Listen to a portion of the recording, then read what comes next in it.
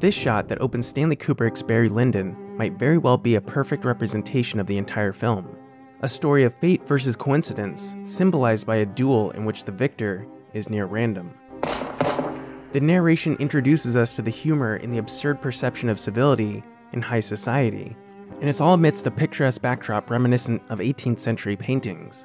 Stanley Kubrick's Barry Lyndon is often lauded as one of the greatest achievements in the history of cinematography, and in a decade or even a year with some of the toughest competition you can think of, Barry Lyndon always seems to stick out just a little bit more. But what sets the cinematography of Barry Lyndon apart from other movies, and how was it done? I'm Tyler, and you're watching Making Film, a series devoted to understanding film history and how great movies are made.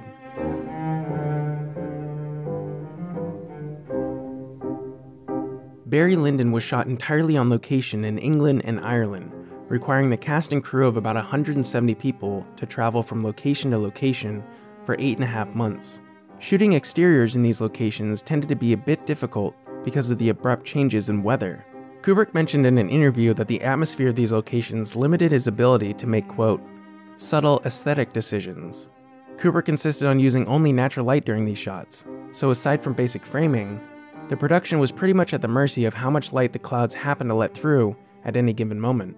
However, it seems that Kubrick didn't allow this to affect shot duration. There are several scenes where we can see the lighting change mid-shot. We would go out in the morning and it would be probably raining and overcast, and then all of a sudden Ireland is a place where the weather changes very rapidly because you're in the Gulf Stream and you've got two layers, you've got a high wind and a very low wind, and they're all probably on different directions to one another, and they would separate the clouds within minutes. This seems contrary to Kubrick's usual quest to have as much control as possible during his productions. I mean, this is the guy that replicated a full city block of New York City in England for Eyes Wide Shut, so he could shoot there for 2 years. Some of these establishing shots almost feel like Kubrick was hunting for the perfect image rather than deliberately composing a perfect image. These shots add another layer to the film's theme of fate versus coincidence. At any moment, the atmosphere could change and you'd be left with something very different. And whereas Kubrick could tell an actor or crew member what he liked, he couldn't tell the clouds what to do. For the full scenes that took place outside, cinematographer John Alcott had to compensate for the lighting changes on the fly so the shots would match. He used an reflex 35BL for the outdoor scenes. And Kubrick would continue shooting whether or not the sun was going in or out.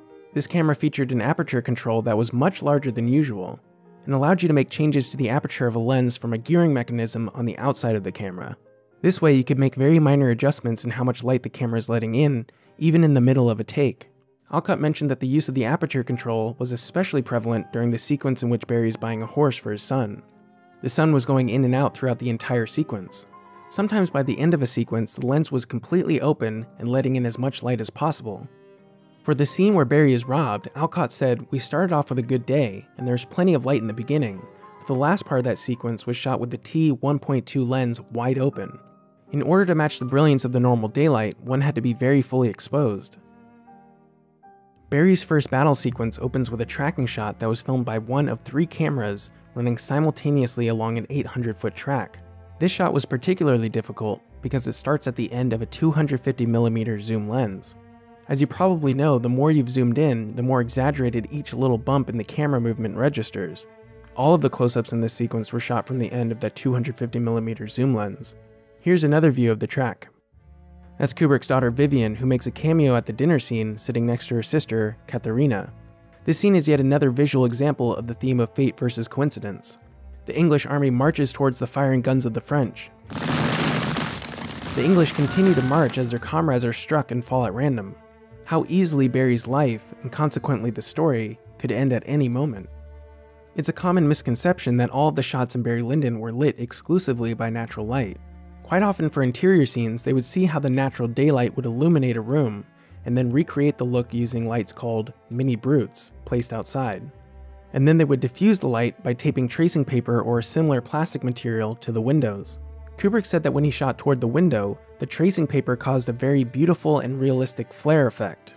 A fair amount of inspiration for the lighting came from looking at how interiors were lit in 18th century paintings, but more on this later. By lighting from outside the windows, they could maintain a somewhat controlled environment that would keep a similar look throughout a day of shooting. They were also able to better control where the light fell in the room, and they were able to make the room bright enough to get a proper exposure. In fact, this scene used virtually no natural light at all. Alcott said, "That particular room had 5 windows, with a very large window in the center that was much greater in height than the others. I found that it suited the sequence better to have the light coming from one source only, rather than from all around. So we controlled the light in such a way that it fell upon the center of the table at which they were having their meal, with the rest of the room falling off into nice, subdued, subtle color." That said, there wasn't an ideal amount of control in some of these locations, because there were historical sites open to the public during filming. Sometimes they were even restricted to shoot only between tour groups.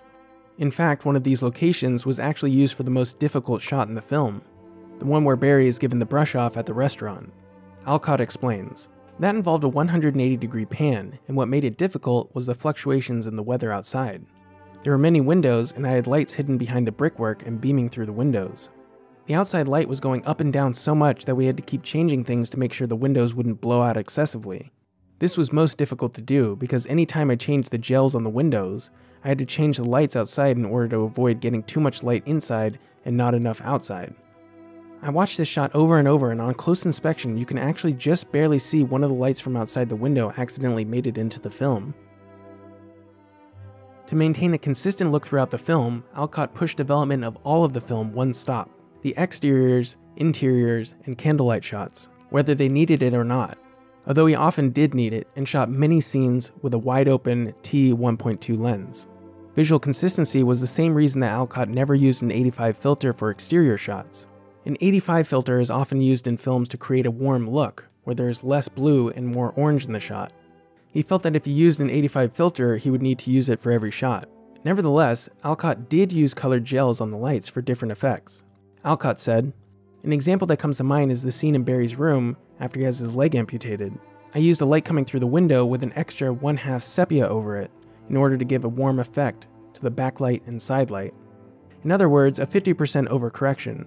A similar effect was used on Barry in the sequence when his boy is dying. In some instances, I let the natural blue daylight come through in the background without correcting it. The result was pleasing, and it created a more daylight sort of effect." As far back as 2001: A Space Odyssey, Kubrick and Alcott had been talking about the idea of shooting night interiors exclusively by candlelight. Kubrick had wanted to shoot by candlelight for a film on Napoleon that he was researching. At the time, there wasn't a lens fast enough to get a decent exposure in such low lighting conditions. The lens they ended up finding for Barry Lyndon was a Zeiss f/0.7 50mm lens that was developed for NASA to take pictures of the dark side of the moon. I spoke about this lens in another video that I've linked to in the description. A 50mm lens is considered very close to how our eyes see, and that's how they shot all of the medium shots and close-ups in the candlelight scenes. But in order to get a wider angle for the longer shots, they used a projection lens of the reduction type fitted over a 50mm lens to make it effectively a 36.5mm lens. The Zeiss lens was a still camera lens, so in order to mount the lens on Kubrick's Mitchell B&C camera, the camera and lens were sent to Ed DeGuglio of Cinema Products Corporation, who had to, quote, "mill out the existing lens mounts because the rear element of the f/0.7 lens was virtually something like 4mm from the film plane. Many tests were done in order to achieve what we see in the film. One of the problems that arose during the tests was that while the Zeiss 0.7 lens appeared to have a large range of focus through the viewfinder, the actual test showed that the lens had, quote, no depth of field at all. So the focus had to be exactly precise to keep the subjects from going out of focus. In order to deal with this, they tested the focus and marked every distance down to inches up to about 10 feet from the camera."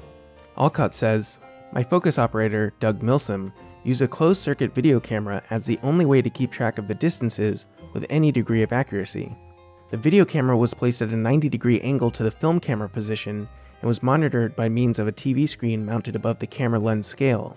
A grid was placed over the TV screen, and by taping the various artist positions, the distances could be transferred to the TV grid to allow the artists a certain flexibility of movement while keeping them in focus. Even with such a fast lens and the fact that they were pushing the film a full stop, they had to use candles with 2 or 3 wicks, and each chandelier had 70 candles. They also used many cheap candelabras from Italy placed around to ensure the faces of the actors were properly lit. Production designer Ken Adam purposefully bought drip-proof candles, but they dripped all over the place anyway.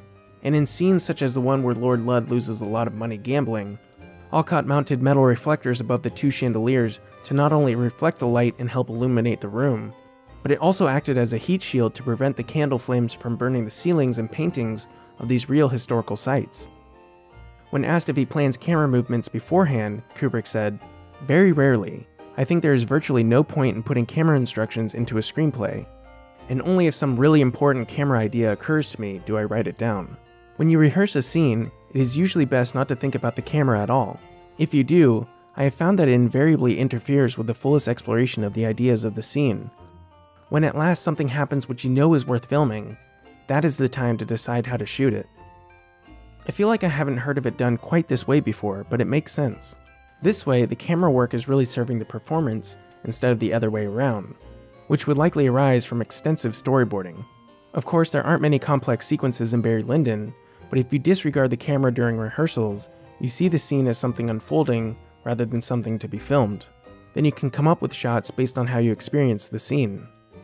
Perhaps you notice a look or even a detail such as Reverend Runt flipping pages without reading from them, after which you can make a conscious decision to incorporate these ideas. Kubrick also wouldn't plan his shots until everything was lit and they were ready to shoot, and this goes for the actors as well.